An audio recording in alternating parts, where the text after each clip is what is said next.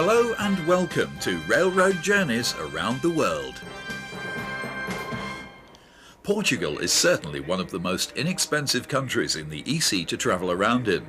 Yet it boasts a railway network of considerable diversity and appeal, featuring both broad and narrow gauge systems, much of it single-tracked.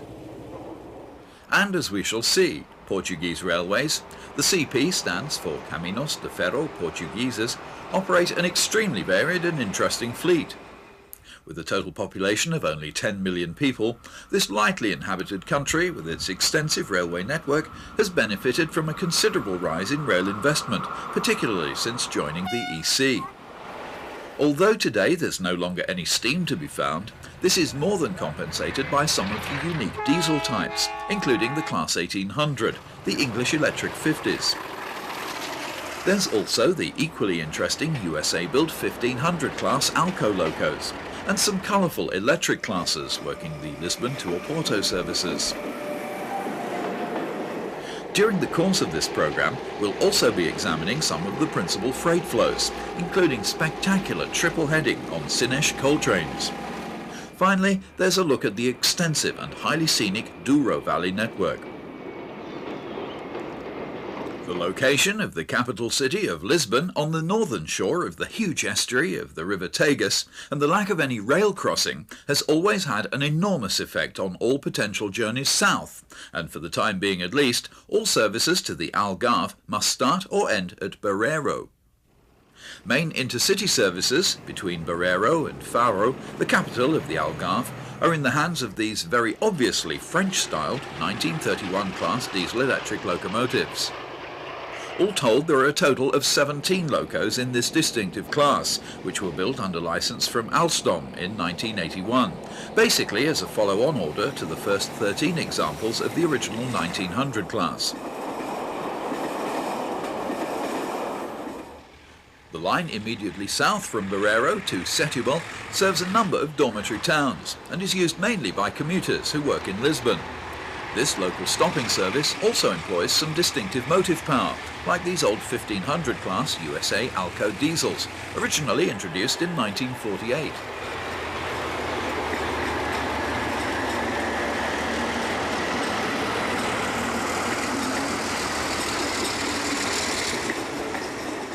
A few local services are also booked to run further south to Funchera, which involves crossing the River Shardo at the old port of Alcácer do Sal. These characteristic-sounding locos were given a new lease of life during the 1970s, when their original engines were replaced with more powerful Alco diesel engines.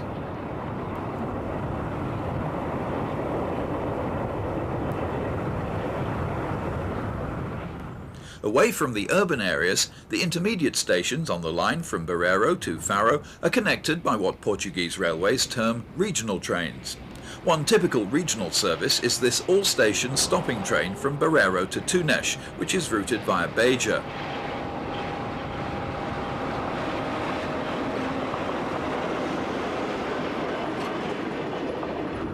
The level of service provided for this extremely rural area with its sparse population is very poor, with only a few stopping trains a day. Most services are in the hands of these French-built 1200 class diesels, which are these days confined solely to working passenger services on the southern region and to shunting duties around Barreiro.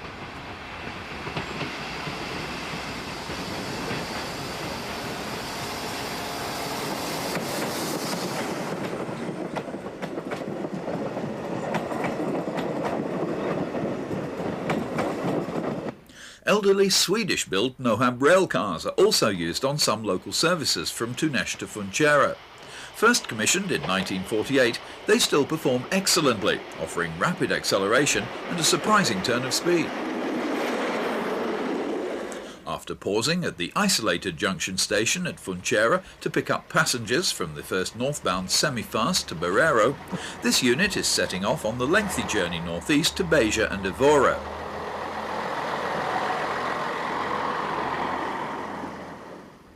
One of the main freight traffic flows on the southern region centres on a mineral branch to the Pyrites mine at Neves Corvo, which is situated off the secondary line from Funchera to Beja. Recently, a new station avoiding curve has been completed, which will allow trains to bypass Funchera. But for the time being at least, after running into Funchera from Arero, just north of Grândola, with its load of sand and one wagon of cement, the loco will have to run round to gain access to the secondary main line to Beja. The sand is bound for Piotas, a short distance from the mine disposal point on the Neves-Corvo branch, where it's used to infill at the Pyrites mine. 5 kilometres from Funchera, the train gets to grips with this stiff climb past Panois, towards the junction for the freight-only branch at Urique. Motive power for both the incoming sand trains and the outgoing Pyrites train are generally drawn from the 1900 class, which were built for dedicated freight use. Members of this class are fitted with dynamic braking and have a lower top speed of 100 km per hour, compared to the later batch of 1931s which we saw earlier at work on the Algarve passenger services.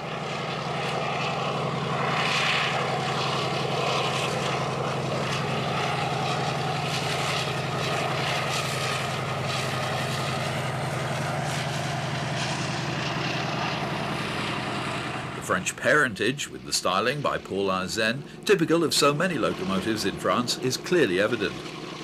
Problems with the French diesels fitted to these locomotives has resulted in them being derated from their original 3,000 horsepower to 2,700 horsepower. Imported coal through the port of Scenic on the Atlantic coast is another important traffic flow on the southern region. The branch itself lost its passenger service in 1990, but sees a very heavy daily usage by freight. This pair of 1321 class locomotives are leaving the junction with the main line at Ermedash-Sado at the start of the 48-kilometre run to Scenic. The 18 locos in this class were bought second-hand from Spanish railways in 1989. Pego Power Station is the main destination for imported coal, but there's also a booked daily working for a pair of 1321s to take a consignment as far as Setil, where electric motive power will take over for the journey to Susalas or Macera.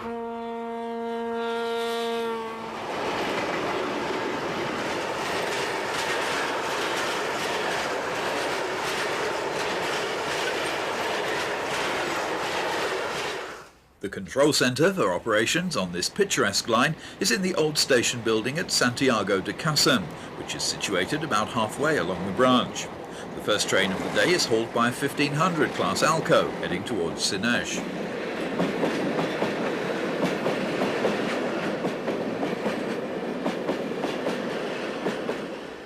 One of the regular daily coal trains is this short consist bound for the depot at Loulé on the Algarve.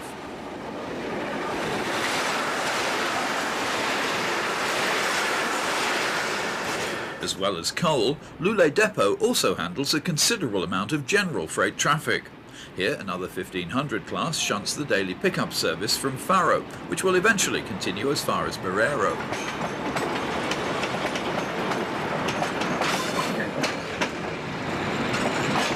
Amongst the regular traffic flows handled here is mineral water, no doubt destined to be consumed mainly by squeamish tourists, afraid to drink the local water supply.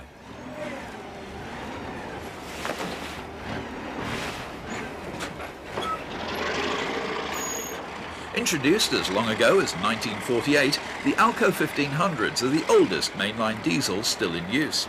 During 1996, the first examples of the class were withdrawn. When new, they were powerful enough to be used on services north from Lisbon to Oporto, but gravitated south when that line was electrified in 1957.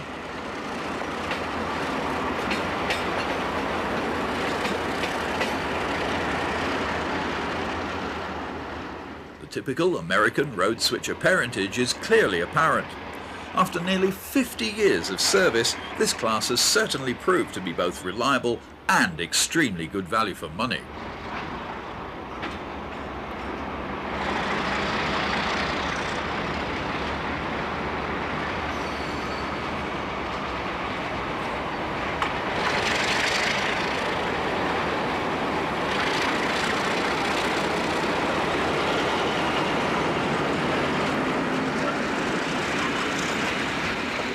This is very much a local pickup service, usually stopping at Faro, Bolicame and Tunes. As the train progresses northward, the consist gets ever more impressive, with extra wagons being added at some of the smaller stations.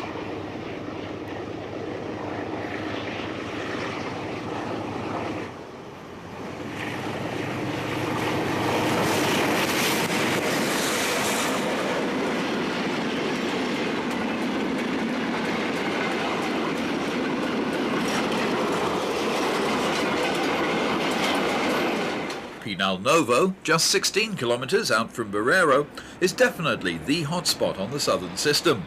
Not only is it well served by passenger trains, but also sees a wide variety of freight. This 1500 class has just come off the branch which leads to the new Ford factory and is heading for Setúbal docks with a rake of cars and vans for export.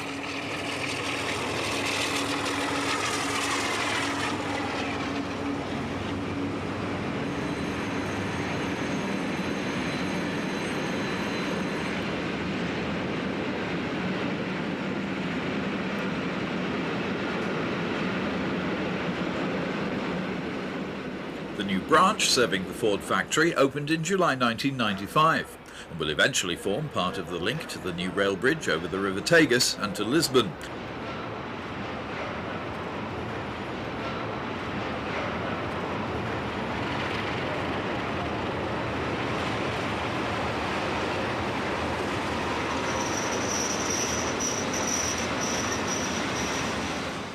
Another freight from Entroncamento to Barreiro sees a 1500 Alco piloting a 1400 class English electric diesel.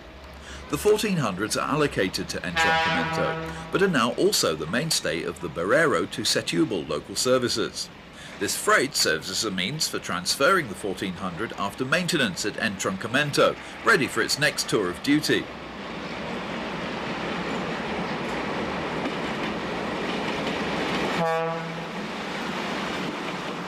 Timber traffic is fairly substantial, amounting to some 10% of freight traffic. Approaching Pinal Nova from the west is a 1500 class Alco from Barreiro with a local service for Setúbal.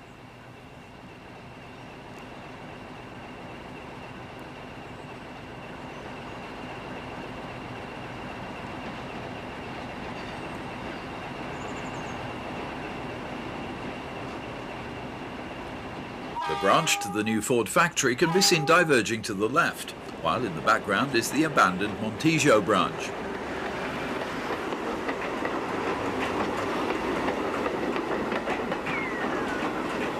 Pinal Novo, like many of the stations in Portugal, features specially commissioned tiled murals depicting local scenes.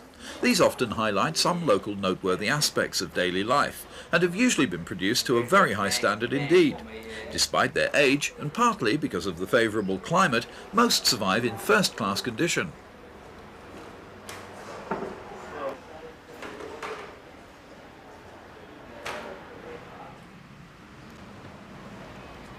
Pinal Novo is one of the few places left on Portuguese railways with operational semaphore signals, and about the only place with a signal gantry worthy of the name. Here another Alco brings in a local from Setúbal.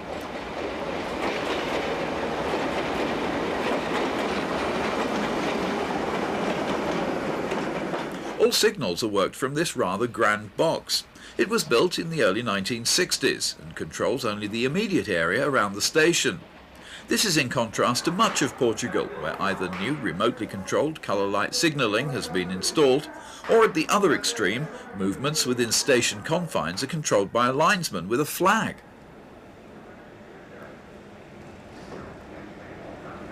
All the Faro to Barreiro intercity trains run straight through Pinal Novo without stopping, as the station is well served by local services. Due to the habit of passengers walking over the running tracks, the train slows to a crawl, and the driver will need to be particularly vigilant.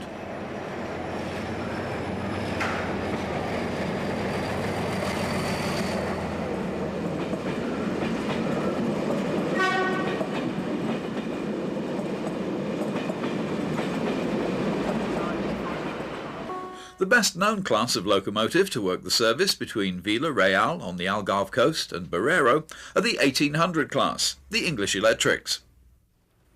The original class of only 10 locos were a development of the British Rail Class 50s and were built in 1969 by English Electric at Vulcan Foundry near Manchester. In a scene that's rather reminiscent of Dawlish Seawall in the UK, an 1800 works along the coast near Faro at the eastern end of the Algarve.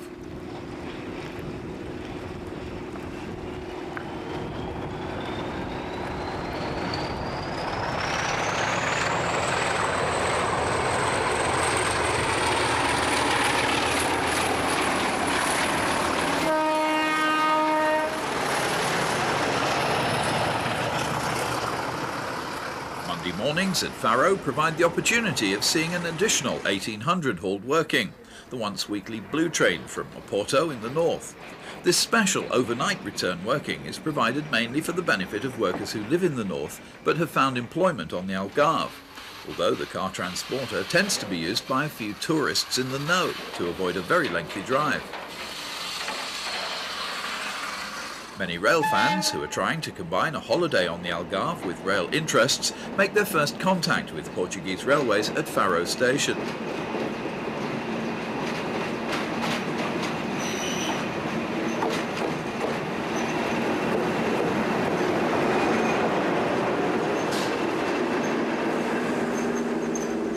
As this first morning northbound interregional leaves Faro, we catch another glimpse of the Blue Train stabled at the south platform.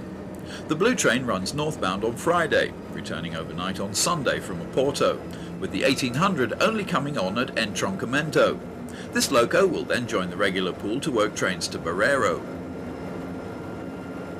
The 1800s provide traction for all the daily interregional services between Barreiro and the Algarve. This amounts to 2 trains which run during the day and 1 overnight service. They're basically semi-fast stopping trains, which are pathed in between the intercity and local services that we've already examined. All told, the regional and interregional trains account for around 13% of all passenger volumes. The cab layout differs somewhat from the BR Class 50 in having an instrument desk more in keeping with a Class 37 or Class 40 in style. Another major change is the continental style of driver's power controller, which is in the form of a steering wheel.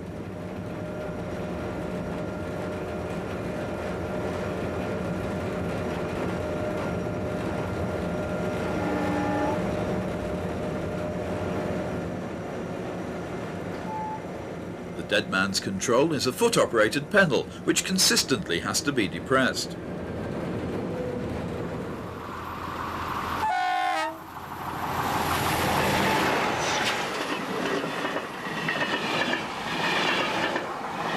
A different turbocharger arrangement on the engine means that the 1800s sound very similar to, but not quite identical to, a Class 50. A further cause for the difference in sound is the direct drive arrangement for the radiator fan, rather than the electric motor drive used in Class 50s.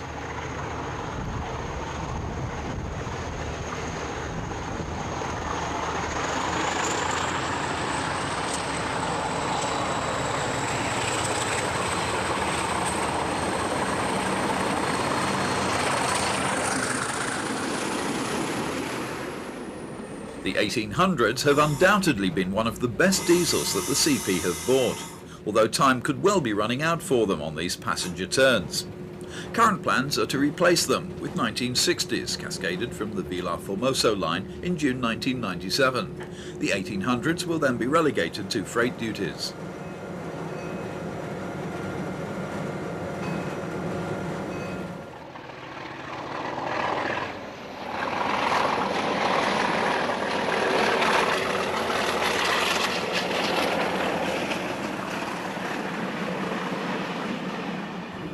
Allowing for the numerous curves and the extra width of the super elevated broad gauge track, overall line speed is impressive.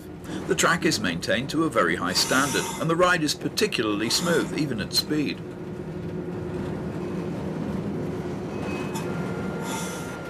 Despite the very hilly nature of the terrain, there are only 2 tunnels on the line, including this short section near Santa Clara.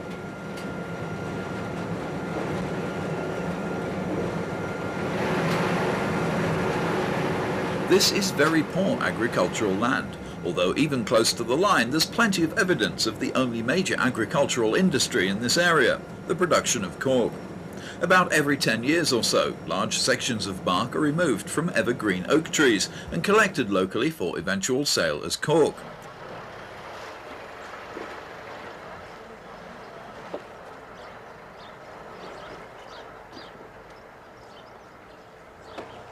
This has always provided a significant source of local income, and its importance has often been recorded in the tiles that adorn many stations.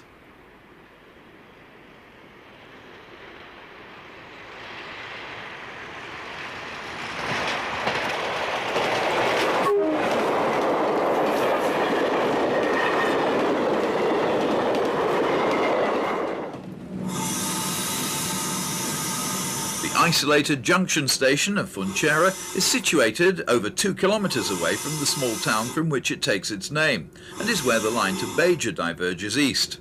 Our northbound morning interregional service has a booked connection here with the Nohab unit, which is waiting on the right, with the all stations regional service to Evora.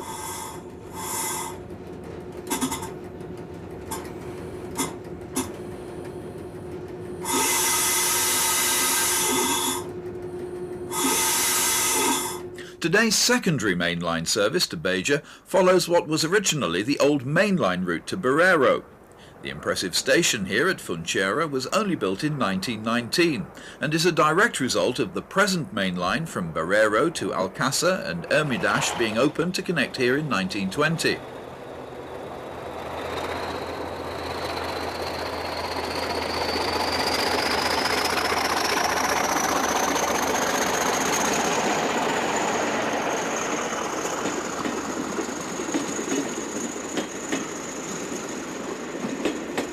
Standard driving practice tends to mean that acceleration from rest to line speed is fairly slow and gradual.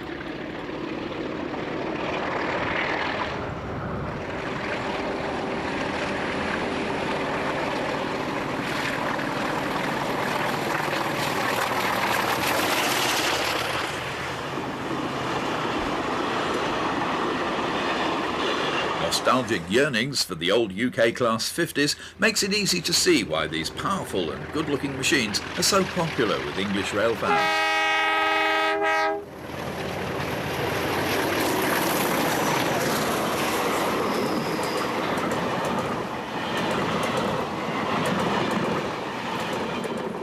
Perhaps what is strange is that this distinctive class, in its final sunset, has so far attracted comparatively little interest on the international rail tour front.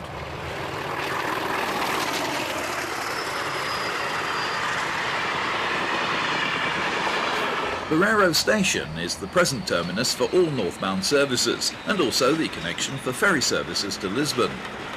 Released from its stock, this 1800 makes its way past CP's main diesel workshops to the nearby depot and fuelling point. The stabling point is located around the old steam half roundhouse.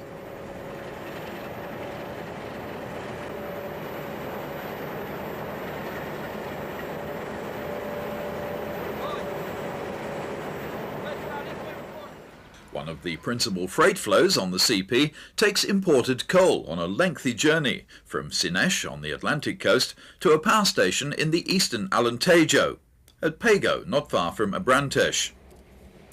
For the present, the heavy power station coal trains require triple heading on the steeply graded Sines branch itself, although double heading over the rest of the route suffices.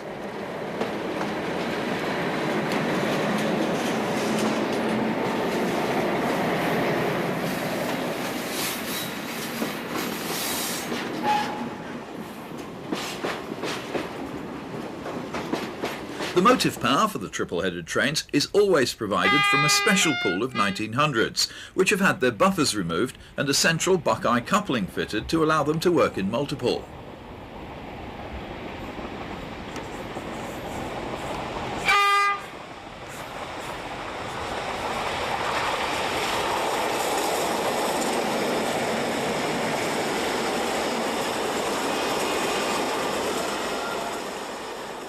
All told, there are 3 daily diagrams for coal between the port at Sines and the power station at Pego. These fully loaded 2,500-ton trains are the heaviest to be found on Portuguese railways. Shortly after leaving the reception sidings, the driver is able to accelerate away from the port at Scenic and take a glimpse of the Atlantic Ocean before heading inland.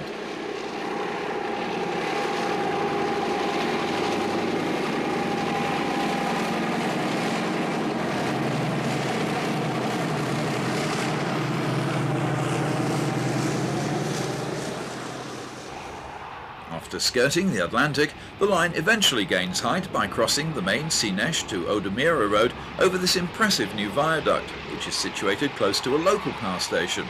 This also consumes imported coal, but because of the short distance from the port, its feed is by a series of lengthy conveyor belts in tunnels.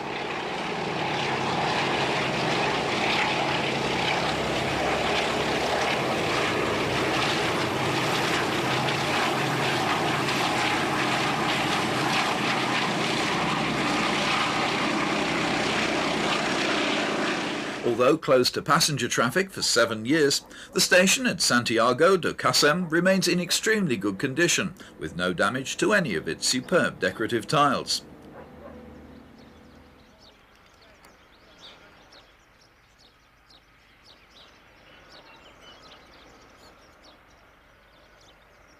Today this is the only manned station on the branch, and the staff are friendly and informative about movements, provided they're approached politely.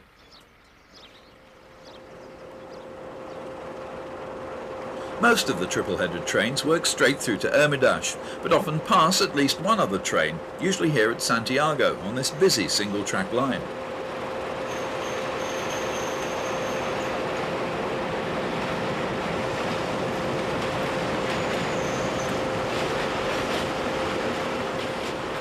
Train services, although reliable, are often infrequent, particularly in the more sparsely populated areas, and great care will be needed in journey planning.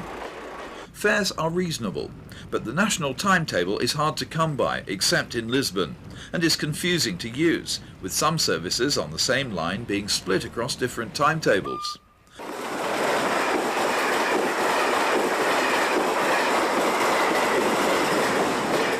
Car hire also is very good value, but Portuguese road maps, which are frequently out of date, leave a lot to be desired, and even the otherwise excellent Quail railway map has some mistakes. Some of Portugal's most appealing narrow-gauge operations can be found in the remaining portion of the Val do Voga network. This runs from the Lisbon to Oporto main line at Aveiro, via loop through Senada de Vuga and back to the same main line at the seaside town of Esfino. The southern end of the narrow-gauge line meets up with the broad-gauge main line here at the busy coastal town of Aveiro. The line was originally built to serve a large, sparsely populated area that couldn't possibly justify the cost of a standard broad-gauge service. The Aveiro to Senada section passes through a very rural landscape, and the service frequency is not as great as on the northern section, from Senada to Esfino. The traditional diesel power on this system is still provided by meter-gauge versions of the standard-gauge Allen rail cars, which on some services tow a single trailer car. The line has always attracted considerable interest from rail fans, particularly during the later steam days.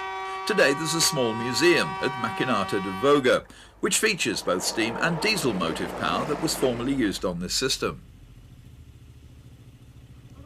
As the driver approaches Senada de Voga from the south, the linesman's flag tells him that he's cleared for the final approach to the station over a very unusual bridge.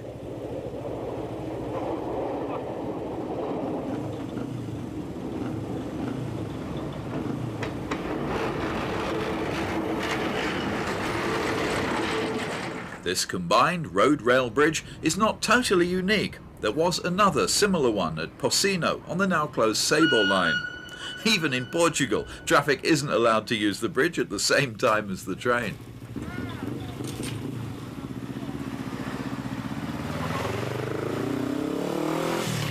The network used to branch off east here at Senada de Voga for the important inland spa town of Visu.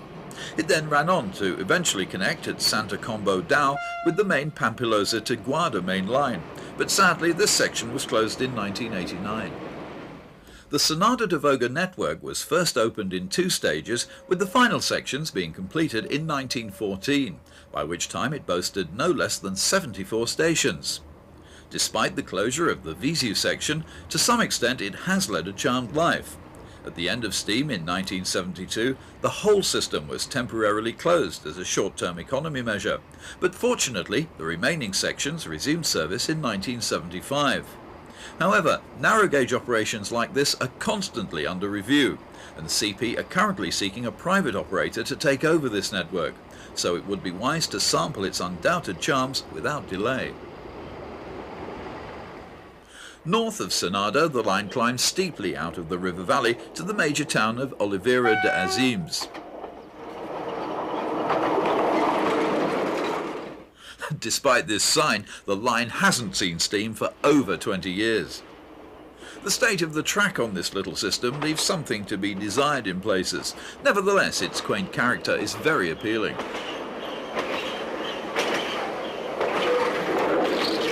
This section from Oliveira to Esfino does carry a relatively heavy weekday commuter traffic, which then feeds into the mainline services to Oporto. So the long-term future of at least this portion of the original network does look fairly secure. The capital city of Lisbon, with its amazing network of cobbled streets and steep hills, is well worth visiting, both from a general interest and a railway point of view. Although 86% of CP's passenger volume comes in the form of suburban passenger receipts, and despite being a city that's extremely well served by a vast array of different public transport methods, Lisbon city centre is totally choked by private motor cars.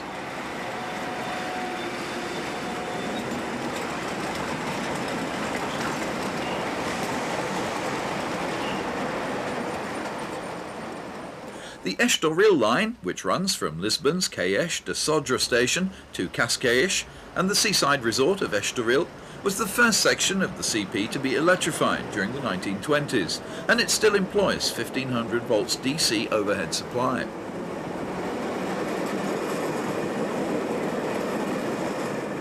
This route was only nationalised in 1976, and many of the Budd-designed units date back to the early 1960s. Today, up to 7 car formations are used to operate this intensive service.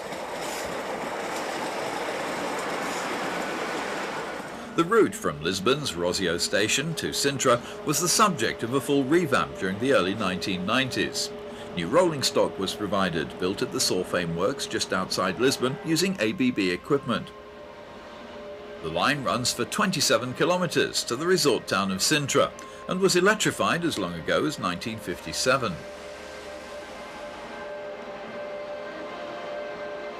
The impressive Rosio station is a mock manual line building, with the actual train shed and platforms being gained by some rather improbable escalators through a shopping mall. The station was built in 1910 and extensively refurbished in the early 90s. Lisbon also has the benefit of a metro system, the basic configuration of which is currently U-shaped, but is undergoing considerable extension. Rather strangely, it's built to the standard 4-foot 8.5-inch gauge, completely out of character with the rest of the country's broad and narrow gauges. Work began as long ago as 1955, and the line was built using the cut and fill method. Currently, Rosio is the only CP station which is linked to the tube network. No visit to Lisbon would be complete without a ride on one of its famous trams, some of which have electrical equipment built by Dick Kerr of Preston, dating back before the First World War. Sadly, many of the tram routes have now been abandoned, although the principal services along the coast towards Estoril survive. Many trams have been modernised, and they're extremely popular with both visitors and locals. Investment is continuing. These new units were commissioned in 1995. Lisbon is built on a switchback of hills, and several funicular railways like this one near Rosio station help ease the strain for pedestrians.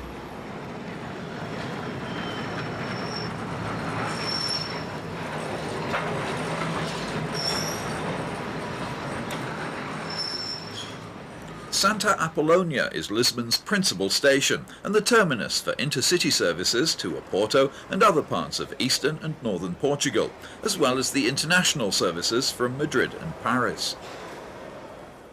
Only 11 years separate the different design philosophies of these two equally distinctive generations of electric locomotives.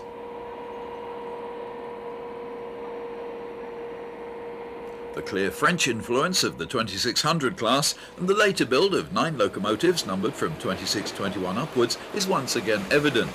The first batch of 12 were built in 1974.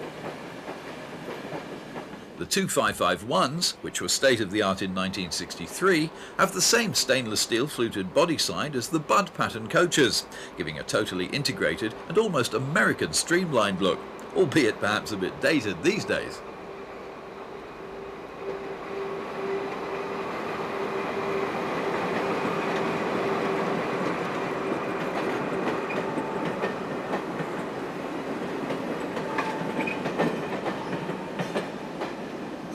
The services between Lisbon and Oporto comprise a mixture of both air-conditioned and non-air-conditioned stock, depending on the type of service. All the recently produced stainless steel coaches were made by Sorfarm and are basically French Conrail coaches that are air-conditioned. Sorfarm are now the only manufacturers of stainless steel rolling stock in the world and have recently even made some body shells for export to California.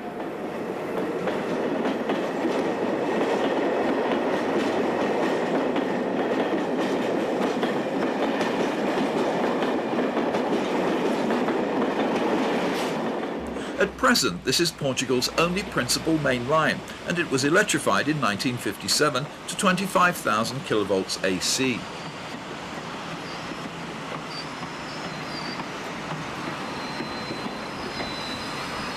Through services from Madrid Marval means that some Spanish coaching stock works through to Lisbon on the Cid Express, while other Spanish coaches are merely hired in to help with a temporary shortage of rolling stock. Railways were late arriving and generally slow to develop in Portugal, although the potential of this route north to the second city of Oporto was quickly realised. The first part opened in 1856 and continued in stages until Oporto was reached in 1865.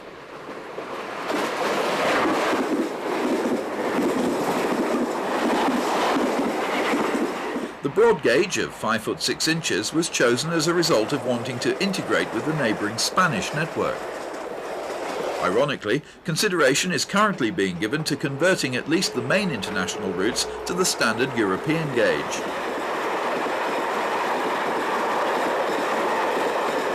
At present, intercity services like these only account for 1% of total passenger volumes. Portuguese railways appear to be running counter to the trend in the rest of Europe and have actually seen a steady growth in freight tonnages since 1990, when local goods facilities were generally withdrawn.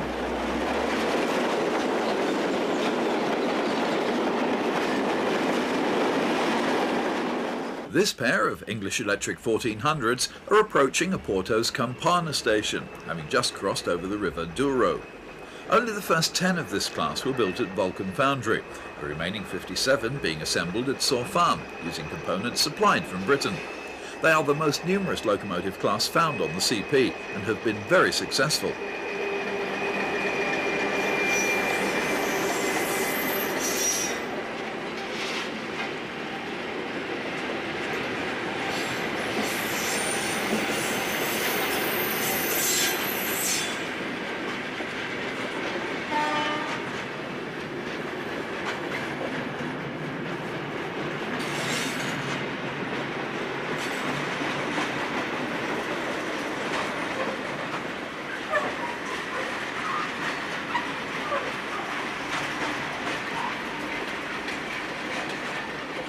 Campana is the main station in Oporto, where the intercity services from Lisbon terminate. For such an important town, the station, which was rebuilt in the 1960s, is rather plain. No need for footbridges or subways here. Campana is a through station, but only trains from the north are able to continue into the city centre to use the terminal at São Bento station. Local services for commuters are mainly in the hands of these 2151 class EMUs. This is a typical all stations outer suburban from Aveiro.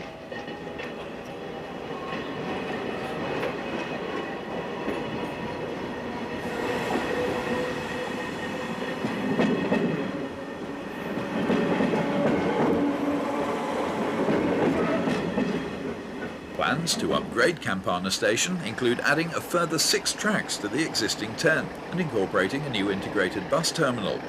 1400s working services through from the Douro Valley with their red and white Swiss-built coaches all call at Campana.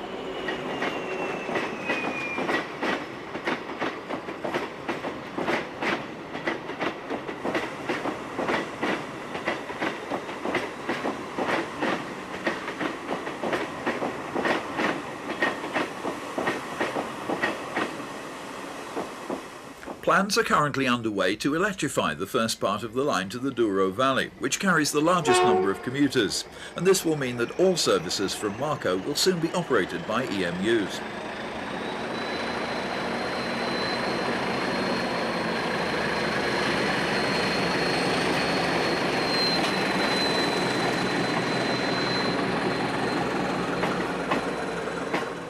This corridor, linking the western end of the Douro to Oporto, generates enough traffic to warrant 1400s working in pairs on many of the morning and evening peak trains.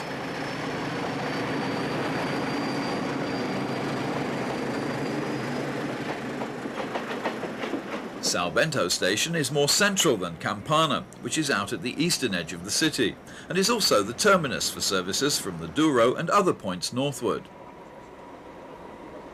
In a city that's famed for its beautiful mural tiles, the thousands of commuters that pass through here each day appear to be largely oblivious to this magnificently ornate booking hall. The mainly blue and white tiles depict historic and rural scenes, below a coloured frieze portraying the development of transport in Portugal.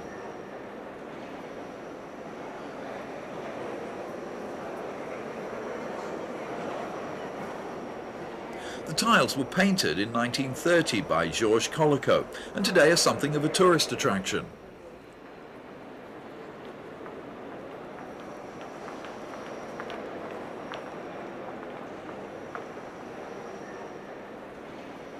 Only a few of the murals depict anything of railway interest, but it's noticeable that the locos featured don't show the same detail and accuracy as the other scenes.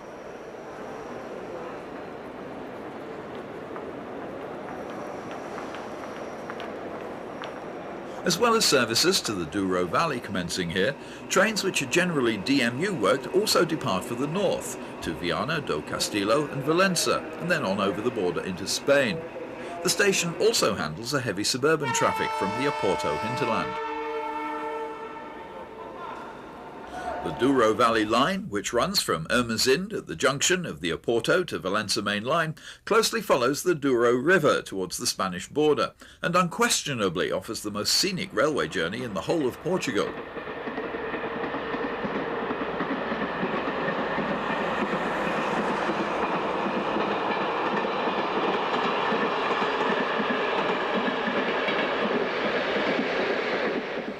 Régua is an important staging point about halfway along the route. It's the end of the Oporto outer suburban network traffic and is also the terminus of the meter gauge branch from Vila Real.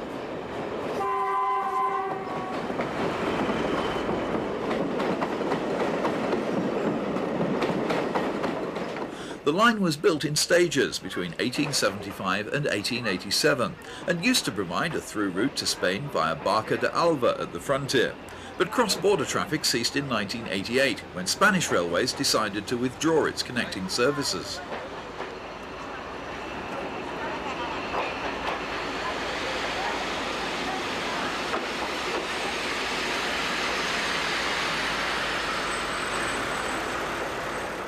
Although the turntable at Régua is still in use, most of the roads which lead off it contain dumped meter gauge steam locomotives, which last saw service during the late 1970s.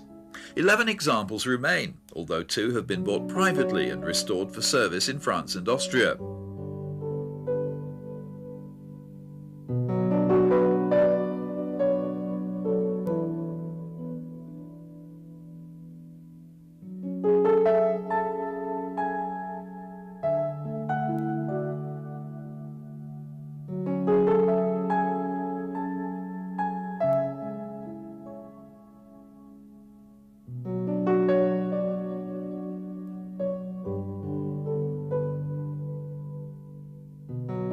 Due to Portugal's temperate climate, most of the locomotives are reasonably intact, although they naturally show some superficial signs of decay.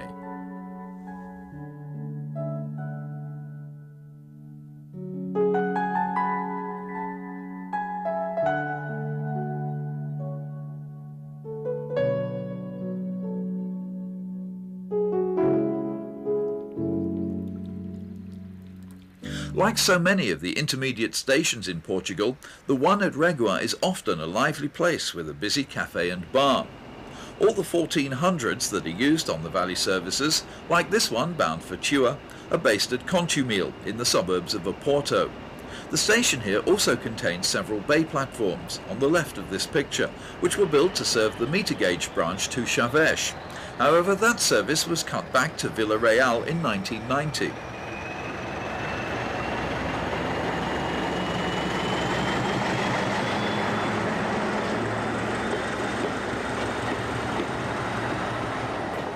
The narrow gauge line to Vila Real follows the valley of the river Corgo and is worked by these interesting units that were bought from Yugoslavia. Originally built in the 1960s for the 760mm Yugoslavian gauge, they were converted to meter gauge by CP in the 1980s.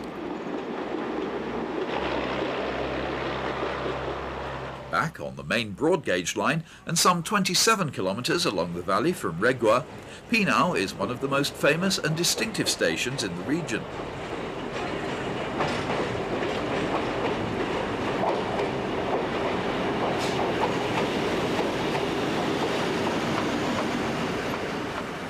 The station here is renowned for its tiled murals, which attract visits from tourists not even travelling by train. The scenes generally depict wine growing.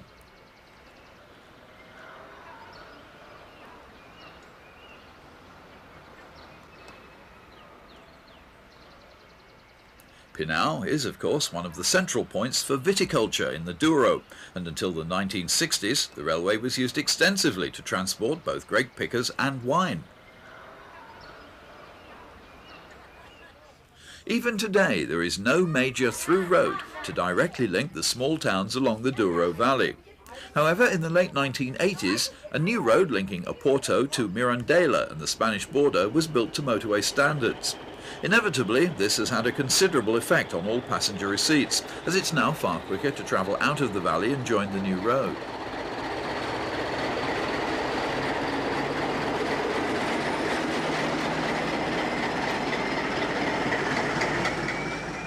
This is one of the most impoverished and isolated parts of Portugal, where the way of life for many agricultural workers has literally not changed for many centuries. The soil is very poor, and with so little rain but a temperate climate, the main crop is inevitably grapes, mainly for port and some local wine. Just before Tua station, the river Tua enters the Douro. It's still just as attractive as during steam days, when this was one of the favourite locations on the line.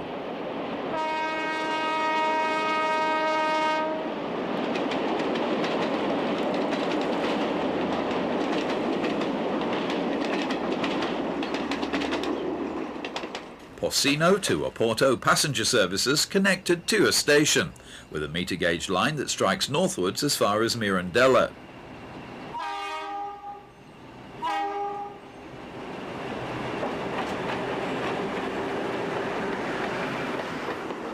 Although nowhere near as popular as in the late 1970s, nevertheless at certain times of day this isolated station can still be surprisingly busy with transferring passengers. The service to Mirandela is the last of the narrow gauge lines to retain loco-hauled trains, although rail cars were being introduced towards the end of 1996. This is one of the 10 9021 class locos built in 1976. The line climbed steeply out of Tua station, running parallel with the broad gauge line to Régua before branching off to the north. With comparatively lightweight coaches in tow, the 9021s, which are fitted with 1,000 horsepower Alston diesel engines, are well equipped for the steady climb.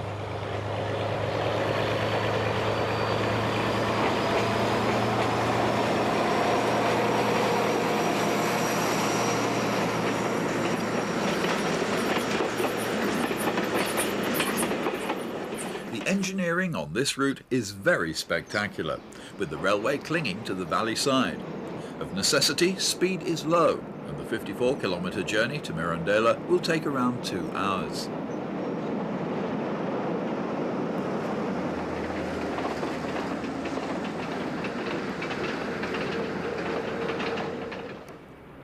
The scenery in the Tua Gorge is arguably the most spectacular to be found anywhere on the CP network. The decline in narrow-gauge traffic means that currently there are only 21 of these Schindler Swiss-built coaches left in service, most of the other routes being worked by railcars of various types. All 4 of the original meter-gauge lines which ran north from the Douro took their names from the river valleys which they followed.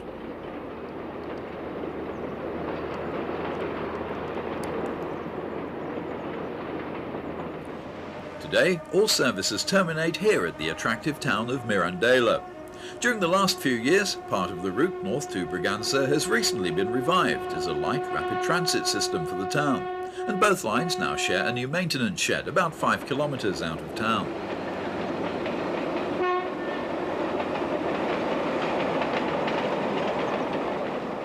Traffic on the main Reguer to Porcino broad gauge line has also had to adapt to some major changes, and the original Ferradosa station is now stranded on the opposite riverbank to the line. It's nearly 20 years since the new deviation was built, but the original bridge abutments across the river at Ferradosa are still evident. The new route became necessary because, during the 1970s and 80s, one of the numerous new dams was built close by, considerably raising the level of this part of the river. Here, the first Oporto to Porcino service of the day negotiates the new alignments at Ferradosa.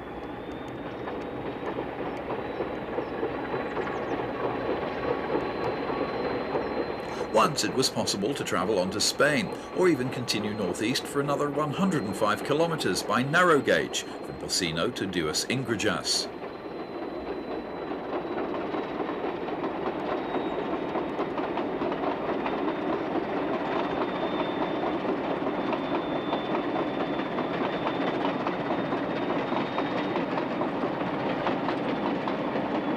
Incredibly, some freight traffic in the form of cement survives to travel along the full length of the Douro to the terminal at Porcino. The ubiquitous 1400s also have charge of all freight services along this route.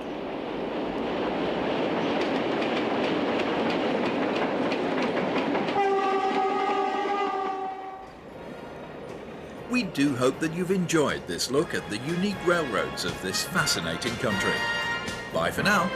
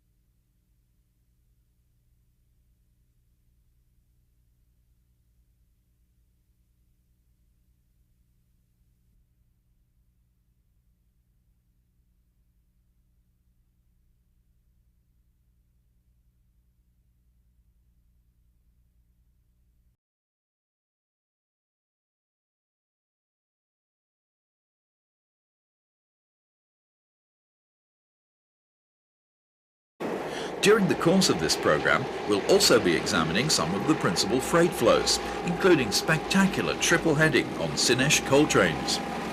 Finally, there's a look at the extensive and highly scenic Douro Valley network.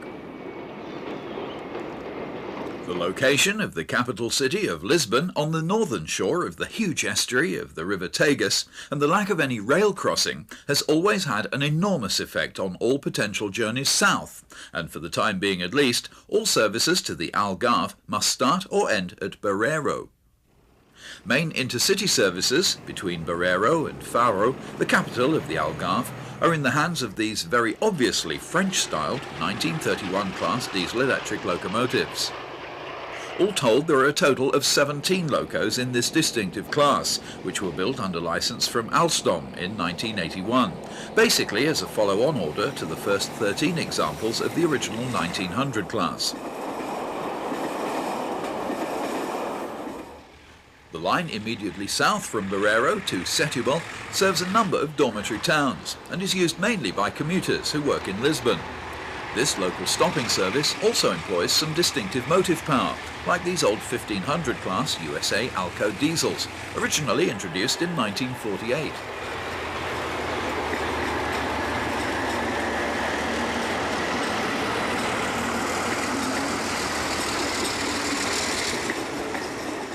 A few local services are also booked to run further south to Funchera.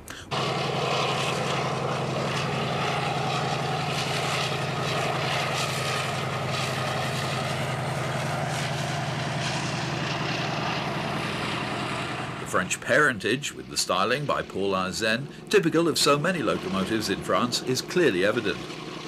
Problems with the French diesels fitted to these locomotives has resulted in them being derated from their original 3,000 horsepower to 2,700 horsepower. Imported coal through the port of scenic on the Atlantic coast is another important traffic flow on the southern region. The branch itself lost its passenger service in 1990, but sees a very heavy daily usage by freight. This pair of 1321 class locomotives are leaving the junction with the main line at Ermedage-Sado at the start of the 48-kilometre run to Sines. The 18 locos in this class were bought second-hand from Spanish railways in 1989. Pego Power Station is the main destination for imported coal, but there's also a booked daily working for a pair of 1321s to take a consignment as far as Setil, where electric motive power will take over for the journey to Sucelas or Macera.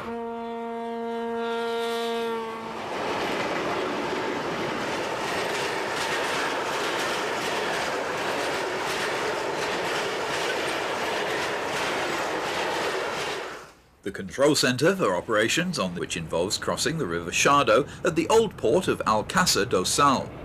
These characteristic-sounding locos were given a new lease of life during the 1970s, when their original engines were replaced with more powerful Alco diesel engines.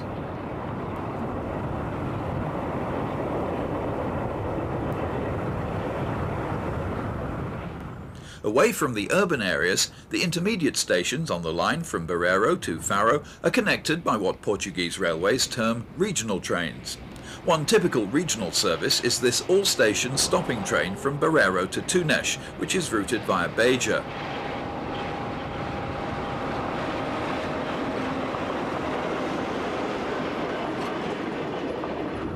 The level of service provided for this extremely rural area with its sparse population is very poor, with only a few stopping trains a day. Most services are in the hands of these French-built 1200 class diesels, which are these days confined solely to working passenger services on the southern region and to shunting duties around Barreiro.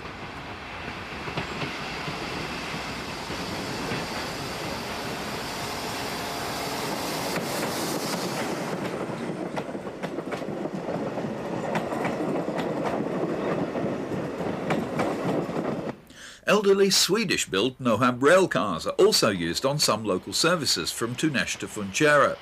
First commissioned in 1948, they still perform excellently, offering rapid acceleration and a surprising turn of speed.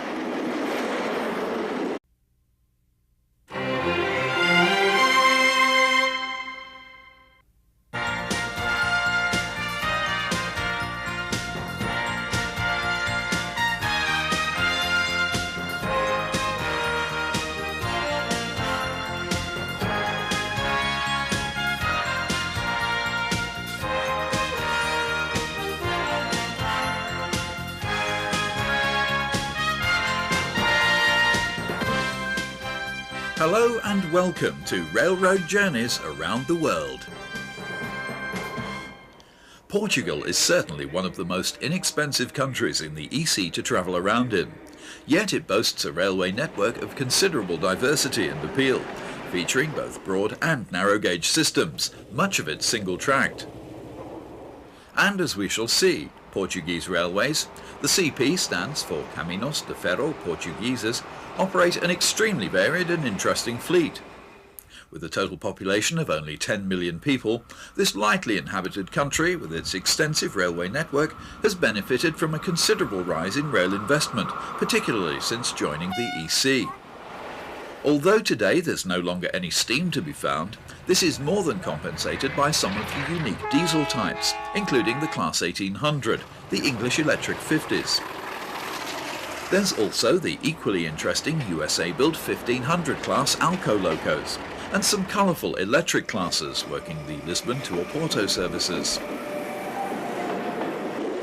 After pausing at the isolated junction station at Funchera to pick up passengers from the first northbound semi-fast to Barreiro, this unit is setting off on the lengthy journey northeast to Beja and Evora.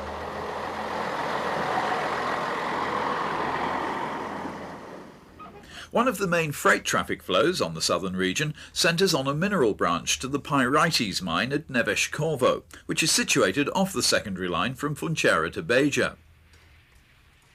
Recently, a new station avoiding curve has been completed, which will allow trains to bypass Funchera. But for the time being at least, after running into Funchera from Arreiro, just north of Grandola, with its load of sand and one wagon of cement, the loco will have to run round to gain access to the secondary main line to Beja. The sand is bound for Piotas, a short distance from the mine disposal point on the Neves Corvo branch, where it's used to infill at the Pyrites mine. 5 kilometres from Funchera, the train gets to grips with this stiff climb past Panois, towards the junction for the freight-only branch at Urique.